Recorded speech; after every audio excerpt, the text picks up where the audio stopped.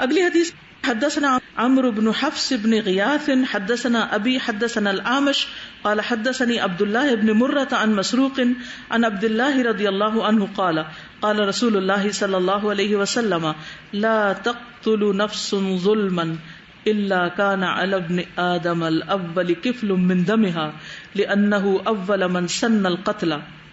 ہم سے عمر بن حفص نے بیان کیا، پیچھے گزر چکا ہے ان کا ذکر، اور وہ کہتے ہیں، آگے روایت آتی ہے حضرت عبداللہ سے، کہتے ہیں کہ رسول اللہ صلی اللہ علیہ وسلم نے فرمایا لا تقتل نفس ظلما، نہیں قتل کیا جاتا کوئی بھی انسان ظلم کے ساتھ، الا مگر کانا ہے علی ابن آدم، آدم کے بیٹے پر، کون سے بیٹے پر؟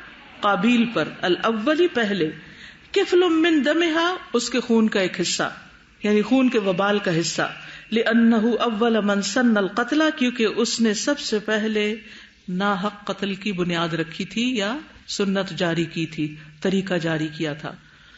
رسول اللہ صلی اللہ علیہ وسلم نے فرمایا ان قریب ایک فتنہ برپا ہوگا جس میں بیٹھنے والا کھڑے ہونے والے سے اور کھڑا ہونے والا چلنے والے سے اور چلنے والا دوڑنے والے سے بہتر ہوگا.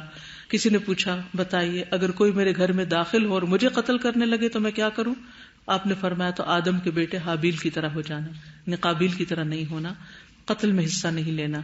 جان سے مارنا کبیرہ گناہ ہے اور انسان کے لیے ایک بہت بڑا امتحان ہے، اور جو انسان بھی ایسا کرتا ہے وہ دراصل پوری انسانیت کو ایک طرح سے قتل کر دیتا ہے، اور اس کے حصے کا وبال سب سے پہلے قتل کرنے والے پر بھی پڑتا ہے.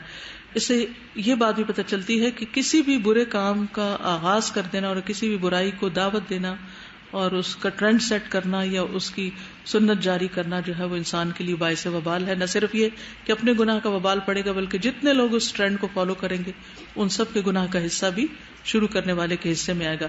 اس حدیث کا کیا تعلق؟ ابن آدم جی، آدم کے بیٹے کا ذکر ہے کتاب الانبیاء میں، آدم کی اولاد کا.